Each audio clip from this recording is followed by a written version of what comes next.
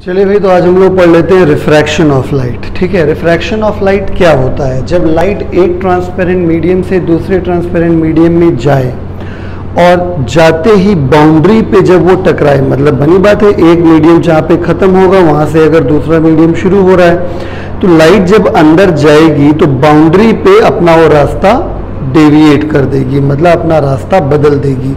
मतलब ऐसे जा रही थी, ऐसे रे जा रही थी, मीडियम आया, मीडियम ऐसे सपोज यहाँ पे मीडियम आया, तो वो उसके बाद जैसे मीडियम में गई तो उसने अपना रास्ता चेंज कर दिया। ठीक है, मतलब जब भी लाइट कभी भी एक ट्रांसपेरेंट मीडियम से दूसरे ट्रांसपेरेंट मीडियम में जाती है तो वो हमेशा बाउंड्री पे, जैसे ही बाउंड्री उसको मिलती है, बाउंड्री पे ही अपना रास्ता चेंज कर देती है। मतलब अगर ऐसे जा रही थी तो ऐसे जाने लगेगी, अगर ऐसे जा रही थी तो ऐसे जा सकती है। वो डिपेंड करता है कंडीशंस के हिसाब से, वो अभी हम डिस्कस करेंगे। तो बात समझ में आ रही? रिफ्रैक्शन क्या होता है? जब लाइट एक ट्रांसपेरेंट मीडियम से दूसरे ट्रांसपेरेंट मीडियम में जाती है और अपने रास्ते से डेविएट हो जाती है, तो इस फिनोमेना को हम रिफ्रैक्शन ऑफ लाइट कहते हैं। तो यहाँ पे ध्यान देने वाली दो बातें हैं। पहला, लाइट का एक ट्रांसपेरेंट मीडियम से दूसरे ट्रांसपेरेंट मीडियम में जाना इंपॉर्टेंट है। दूसरा, अगर लाइट एक ट्रांसपेरेंट मीडियम से दूसरे ट्रांसपेरेंट मीडियम में जा रही है तो उसका अपने रास्ते से डेविएट होना भी बहुत इंपॉर्टेंट है। जब तक ये दोनों कंडीशन साइमल्टेनियसली नहीं अप्लाई होंगी तब तक हम ये नहीं कह सकते कि रिफ्रैक्शन हुआ है। ठीक है, बात समझ में आ गई? जब भी लाइट एक ट्रांसपेरेंट मीडियम से दूसरे ट्रांसपेरेंट मीडियम में जाए और उसका रास्ता भी चेंज हो जाए, उसका पाथ डेविएट हो जाए, इस फिनोमेना को हम रिफ्रैक्शन ऑफ लाइट कहेंगे। अब आप सोचेंगे सर इतना ज़्यादा फोकस करने की क्या ज़रूरत है? तो फोकस करने की माय डियर ज़रूरत इसलिए है क्योंकि कभी कभी ऐसा भी होता है कि लाइट एक ट्रांसपेरेंट मीडियम से दूसरे ट्रांसपेरेंट मीडियम में जाती है लेकिन उसका रास्ता चेंज नहीं होता, वो अपने पाथ से डेविएट नहीं होती। उस सिचुएशन में हम ये कहते हैं कि रिफ्रैक्शन नहीं हुआ है। यानी कि एक बात दिमाग में घुसेड़ लीजिए कि दोनों बातों का होना साइमल्टेनियसली बहुत ज़रूरी है। लाइट का एक ट्रांसपेरेंट मीडियम से जाना, एक ट्रांसपेरेंट मीडियम से दूसरे ट्रांसपेरेंट मीडियम में जाना और अपने रास्ते से डेविएट होना, ये दोनों बातें जब होंगी तभी रिफ्रैक्शन कहलाएगा, अदरवाइज नहीं कहलाएगा। अब सवाल उठता है कि ऐसे कौन कौन से केसेस होते हैं जिसमें लाइट एक ट्रांसपेरेंट मीडियम से जाती है और दूसरे में लेकिन अपने रास्ते से डेविएट नहीं होती। तो इनके बारे में हम लोग अभी आगे पढ़ेंगे। फिलहाल अभी हम लोग रिफ्रैक्शन का केस देख रहे हैं। ठीक है, रिफ्रैक्शन का केस मतलब जब लाइट एक ट्रांसपेरेंट मीडियम से दूसरे ट्रांसपेरेंट मीडियम में जाएगी और अपने रास्ते से डेविएट हो जाएगी, इस फिनोमेना को रिफ्रैक्शन कहा जाएगा। देखिए, refraction of light, the phenomena of change in direction of path of light as it passes from one transparent medium to another transparent medium is called refraction of light. Means यहाँ दो बातें important है। पहला, change in direction of path, उसका path जरूर change होना चाहिए। दूसरा, it must pass from one transparent medium to another transparent medium, यानी इसको एक ट्रांसपेरेंट मीडियम से दूसरे ट्रांसपेरेंट मीडियम में जाना भी इंपॉर्टेंट है। ठीक है, चलिए अब दो सिचुएशन, मैंने आपसे कहा था ना कि रे ऐसे जा रही तो हो सकता है अपने रास्ते से आगे चली जाए या इधर आ जाए, मतलब दो रास्ते हो सकते हैं, या तो ऐसे जा रही है या तो ऐसे बेंड हो जाएगी, या तो ऐसे जा रही है ऐसे बेंड हो, दो में से एक ऑप्शन होगा। तो कब कौन सा होगा ये देखते हैं। तो केस नंबर 1 है पहला हमारे पास, when light passes from rarer medium to denser medium। तो इससे पहले कि हम लोग आगे बढ़ें मैं थोड़ा सा रेयर और डेंसर का मतलब समझा देता हूँ। रेयर मीडियम वो होता है जिसमें लाइट अगर एंटर करती है तो उसकी स्पीड कम हो जाती है, सॉरी बढ़ जाती है, और डेंसर मीडियम वो होता है जिसमें लाइट एंटर करती है तो स्पीड कम हो जाती है। मतलब आप ऐसे समझ सकते हैं कि डेंसर मीडियम जो है वो आपका ज़्यादा ट्रैफिक वाली जगह है और रेयर मीडियम जो है वो आपका कम ट्रैफिक वाली जगह। तो ऑब्वियसली जब आप ज़्यादा ट्रैफिक वाली जगह पे जाओगे तो स्पीड कम हो जाएगी और कम ट्रैफिक वाली जगह पे जाओगे तो स्पीड बढ़ जाएगी। मतलब ये है, नॉर्मल कंडीशंस की बात कर रहा हूँ, मतलब ये है कि लाइट के साथ भी ऐसा ही होता है। लाइट अगर डेंसर मीडियम में जाती है तो उसकी स्पीड कम हो जाती है और लाइट अगर रिलेटिवली रेयर मीडियम में जाती है तो उसकी स्पीड बढ़ जाती है। बात समझ में आ रही? यानी मोटा मोटा आइडिया मैंने आपको बता दिया, रेयर मीडियम में जब लाइट जाती है तो स्पीड बढ़ती है और डेंसर मीडियम में जब लाइट जाती है तो स्पीड कम हो जाती है। बात समझ में आ गई? चलिए अब देखते हैं। तो पहला केस हम लोग देख रहे हैं when light passes from rare medium यानी कम डेंसिटी वाला मीडियम टू डेंसर मीडियम यानी ज़्यादा डेंसिटी वाला मीडियम। तो समझने का प्रयास करिएगा, ये मैंने जो ब्लू लाइन बनाई है ये एक इंटरफेस है। इंटरफेस मतलब दो मीडियम के बीच की बाउंड्री है, ठीक है। हमने ऊपर मीडियम नंबर 1 और नीचे मीडियम नंबर 2 इसलिए लिखा है क्योंकि ये जनरल कन्वेंशन है कि जिस मीडियम से लाइट आती है उस मीडियम को मीडियम नंबर 1 कहा जाता है और जिस मीडियम में लाइट एंटर होती है उसे मीडियम नंबर 2 कहा जाता है, ठीक है। तो मीडियम नंबर 1 ये है क्योंकि लाइट यहाँ से आ रही है, मीडियम नंबर 2 नीचे वाला है क्योंकि लाइट यहाँ पे जा रही है। यहाँ पे मीडियम नंबर 1 रेयर मीडियम है और मीडियम नंबर 2 डेंसर मीडियम है। ध्यान से देखिएगा, AO is the incident ray, O is the point of incidence. यहाँ पे नॉर्मल ड्रॉ कर दिया तो ये हमारा एंगल ऑफ इंसिडेंस आ गया I, ठीक है। तो आगे डॉट डॉट करके बढ़ाया तो ये लाइट का इनिशियल पाथ था, ठीक है। तो ऑब्वियसली हमने आपको बता ही रखा है कि अगर लाइट रेयर से डेंसर में जा रही है यानी कम डेंसिटी वाली जगह से ज्यादा डेंसिटी वाली जगह में जा रही तो स्पीड कम हो जाएगी। तो नॉर्मल सी बात है, स्पीड अगर कम हो जाएगी और थोड़ी सी नीचे की तरफ झुक जाएगी, यानी एक तरीके से आप ये कह सकते हैं कि ये नॉर्मल की तरफ आ गई। देखिए मैंने एरो बना दिया है, ये इसका इनिशियल पाथ था। तो रे जो आएगी वो ऐसे आएगी, मतलब वो इनिशियल पाथ से थोड़ा सा नॉर्मल की तरफ आ जाएगी। मतलब ये रे ऐसे गई, डेविएट हो गई, ऐसे हो गई, ऐसे गई, डेविएट हुई, ऐसे हो गई, ठीक है। तो इनिशियल पाथ से जितना डेविएट हो जाती है उस एंगल को कहते हैं एंगल ऑफ डेविएशन, जो कि मैंने यहां शो कर दिया है। डेबर या डेल्टा बोलते हैं इसको, ठीक है। तो ये OB जो रे है ये आपकी रिफ्रैक्टेड रे हो गई। मैं फिर से बोलता हूं, AO is the incident ray, O is the point of incidence, NN dash is the normal, this is the initial path. Speed कम हो जाएगी, पहले मीडियम में स्पीड V1, दूसरे मीडियम में स्पीड V2 कम है, V1 ज़्यादा है क्योंकि डेंसर मीडियम में स्पीड कम होती है। स्पीड कम हो जाने की वजह से वो थोड़ा सा झुक जाएगी, तो झुक जाएगी तो बेसिकली वो थोड़ा सा नॉर्मल की तरफ आ जाएगी। तो हम ये कहेंगे कि जब लाइट रेयर से डेंसर में जाती है तो टूवर्ड्स नॉर्मल बेंड हो जाती है। तो ये रे थोड़ी सी झुकी हुई, इनिशियल पाथ से नॉर्मल की तरफ झुकी हुई हमने बनाई है। तो नॉर्मल के साथ रिफ्रैक्टेड रे, OB इज द रिफ्रैक्टेड रे। रिफ्रैक्टेड रे ने नॉर्मल के साथ जो एंगल बनाया उसे एंगल ऑफ रिफ्रैक्शन कहते हैं। और इनिशियल पाथ से रिफ्रैक्टेड रे जितना नीचे बनेगी उसे एंगल ऑफ डेविएशन कहते हैं, ठीक है। तो अब यहाँ पे कुछ बातें निकल के आ रही साफ साफ, जो कि आपको समझ में आ रही होंगी। पहली चीज, नोट नंबर 1, V1 ज्यादा है, V2 कम है। क्यों? क्योंकि V1 रेयर मीडियम में लाइट की स्पीड है और V2 डेंसर मीडियम में लाइट की स्पीड है, यानी V2 कम है और V1 ज्यादा है, ठीक है।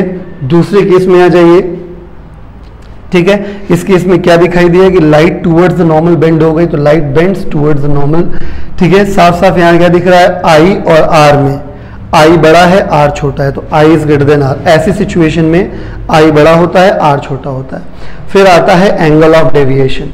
एंगल ऑफ डेविएशन कैसे निकालते हैं? तो एंगल ऑफ डेविएशन आप ज्योमेट्री लगा के निकाल लीजिएगा। वैसे आपको साफ दिख रहा होगा कि यहाँ पे जो I है वो डेल्टा प्लस आर के बराबर है, डेबर प्लस आर के बराबर है। तो डेबर इक्वल टू क्या हो गया, I माइनस आर। यानी आप मोटा मोटा समझ सकते हैं कि डेबर निकालने के लिए बड़ा वाला एंगल माइनस छोटा वाला एंगल यूज करना पड़ता है। तो डेबर is equal to I minus R हो जाएगा। चलिए अब हम लोग सेकेंड केस की बात करेंगे। When light passes from denser to rarer medium, denser medium से रेयर मीडियम में जाएगा। तो फिर से वही चीज, ये एक बाउंड्री है मीडियम 1 और मीडियम 2 के बीच की, ठीक है। मीडियम 1 इस बार डेंसर है, मीडियम 2 इस बार रेयर है। AO is the incident ray, O is the point of incidence, NN dash is the normal, ठीक है। इंसिडेंट रे ने नॉर्मल साथ जो एंगल बनाया उसे एंगल ऑफ इंसिडेंस I कहेंगे। पहले मीडियम में स्पीड ऑफ लाइट V1 है, this is the initial path. क्योंकि स्पीड अब बढ़ जाएगी, यानी V1 की जो वैल्यू है डेंसर मीडियम में होने की वजह से कम होगी और V2 की वैल्यू रेयर मीडियम में ज्यादा होगी, तो ये थोड़ा सा हट जाएगा दूर, ठीक है, अपने नॉर्मल से दूर की तरफ हट जाएगा। तो OB इज द रिफ्रैक्टेड रे, ठीक है। तो रिफ्रैक्टेड रे नॉर्मल के साथ जो एंगल बनाएगा उसे एंगल ऑफ रिफ्रैक्शन कहेंगे। और इनिशियल पाथ से रिफ्रैक्टेड रे जितना हट के बनी है उस एंगल को एंगल ऑफ डेविएशन कहा जाएगा, ठीक है। तो यहाँ पे क्या क्या दिखाई दे रहा है आप देख सकते हैं। पहली बात, V1 डेंसर मीडियम में इसलिए कम होगा, V2 रेयर मीडियम में इसलिए ज्यादा होगा, तो V2 is more than V1। इस केस में लाइट नॉर्मल से दूर हट गई तो light bends away from the normal. इस केस में साफ दिख रहा है I कम है, R ज्यादा है, तो I is less than R। और इस केस में भी वही चीज है कि अगर आप देखें तो R में से डेल्टा हटाने के बाद I बचेगा। ज्योमेट्री लगाइए तो यहाँ से डेल्टा इज इक्वल टू कितना हो गया, R माइनस आई, यानी फिर से वही बात, जो एंगल बड़ा है, R बड़ा था I छोटा था, तो बड़े में से छोटे को हटाना है। चलिए अब बात कर लेते हैं कि जब लाइट किसी सरफेस पे टकराती है तो क्या केवल रिफ्रैक्शन ही होता है, मतलब अगर ट्रांसपेरेंट मीडियम है तो क्या केवल रिफ्रैक्शन ही होता है? तो जवाब है नहीं। कारण क्या है कि किसी भी सरफेस में जब लाइट टकराएगी तो सरफेस में कुछ ना कुछ तो रिजिडनेस होता है। वेव की एक प्रॉपर्टी होती है कि अगर कोई भी वेव, लाइट एक वेव है, कोई भी वेव जब किसी सरफेस से टकराती है, सरफेस चाहे थोड़ा बहुत ही रिजिड क्यों ना हो, तो वेव का कुछ ना कुछ हिस्सा रिफ्लेक्ट जरूर होता है। आप नोटिस करिए, आप मॉल्स वगैरह में जाते हैं तो जो एकदम जो शॉप्स होती हैं उसमें एक शीशे के दरवाजे लगे होते हैं, फिर भी शीशा जब लगा होता है तो आपको आर पार तो दिखाई देता है, लेकिन आपको एहसास होता है कि नहीं बीच में मिरर है ना। ऐसा रिफ्लेक्शन की वजह से ही होता है। नहीं तो अगर ऐसा ना हो, लाइट पूरी आर पार निकल जाए, तो इसका मतलब क्या हुआ पता है? इसका मतलब ये है कि मिरर 100% आपको दिखेगा ही नहीं, आप जाओगे सीधे पिट जाओगे, ठीक है, मुंह फूट जाएगा आपका। आई बात समझ में? तो मैं आपको यही समझाना चाहता हूं कि जब भी लाइट किसी भी ट्रांसपेरेंट मीडियम में टकराती है, जाके एक ट्रांसपेरेंट मीडियम से दूसरे ट्रांसपेरेंट मीडियम में जब जा रही होती है, तो बीच का जो सरफेस होता है, जो इंटरफेस होता है, वहां पे सिर्फ रिफ्रैक्शन नहीं होता है, थोड़ा बहुत रिफ्लेक्शन भी होता है, जिसकी वजह से थोड़ी बहुत लाइट रिफ्लेक्ट भी होती है और इसी वजह से वो इंटरफेस दिखाई देता है लोगों को। मैंने एग्जांपल दिया आपको शीशे का कि अगर मॉल्स में जो शीशे के दरवाजे, शीशे के जो भी इंटरफेसेस लगे हुए हैं, अगर वो टोटली 100% ट्रांसपेरेंट होंगे, आर पार लाइट चली जाएगी तो हमको दिखेंगे ही नहीं, ठीक है। जब भाई दिखता कब है हम लोगों को कोई चीज हमें कब दिखती है? जब किसी चीज से लाइट टकरा के हमारी आंखों में पड़ती है। तो जब लाइट सीधे जा रही है, सीधे आ रही है, बीच में ग्लास उसको जरा सा भी रिफ्लेक्ट नहीं कर रहा है, तो हमको क्या दिखाई देगा? केवल सामने की दुकान और दुकान का सामान, ठीक। तो हम लोग जाएंगे सीधे सीधे उधर ही चलना शुरू कर देंगे, बीच में आ जाएगा शीशा तो आप भिड़ जाएंगे, राइट। यानी कुल मिला के ये बात हमेशा समझिए कि रिफ्लेक्शन भी जरूर होता है रिफ्रैक्शन के साथ। ये अलग बात है कि जब फ्यूचर में हम लोग रिफ्रैक्शन को ही पढ़ते हैं जब, तो केवल हम रिफ्रैक्टेड रे को ही अपने फिगर्स में शो करेंगे, डायग्राम में शो करेंगे, ठीक है, रिफ्लेक्शन वाले को शो नहीं करते हैं, ठीक है। बात समझ में आ गया?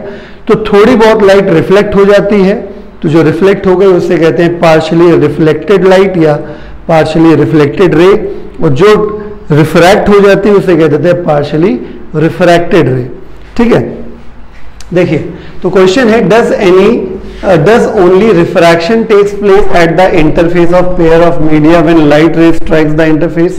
तो आंसर है at the boundary separating the two media light suffers a partial reflection and partial refraction, यानी थोड़ा बहुत पार्शियल रिफ्लेक्शन भी होता है और पार्शियल रिफ्रैक्शन भी होता है। मैंने समझाने के लिए दो केस फिर से बनाए हैं, पहला केस रेयर टू डेंसर के लिए और दूसरा केस डेंसर टू रेयर के लिए। देखिएगा ध्यान से, यहाँ पे क्या किया मैंने, AO इज द इंसिडेंट रे, NN dash is the normal, ठीक है।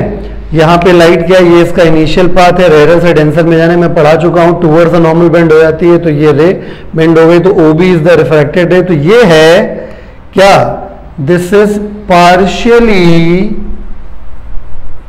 रिफ्रैक्टेड रे। आई बात समझ में? तो थोड़ी बहुत रिफ्लेक्ट भी हो जाती है, तो वो मैंने ये बना दिया। तो ये हो गई है पार्शियली रिफ्लेक्टेड रे। बात समझ में आ गई? तो ये हो गई partially reflected ray.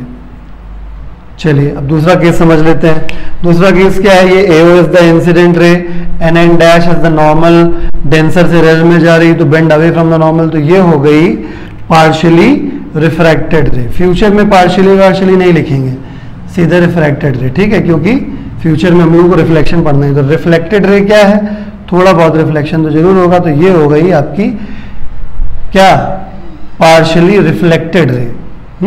So this is partially reflected ray. बात समझ में आ गई?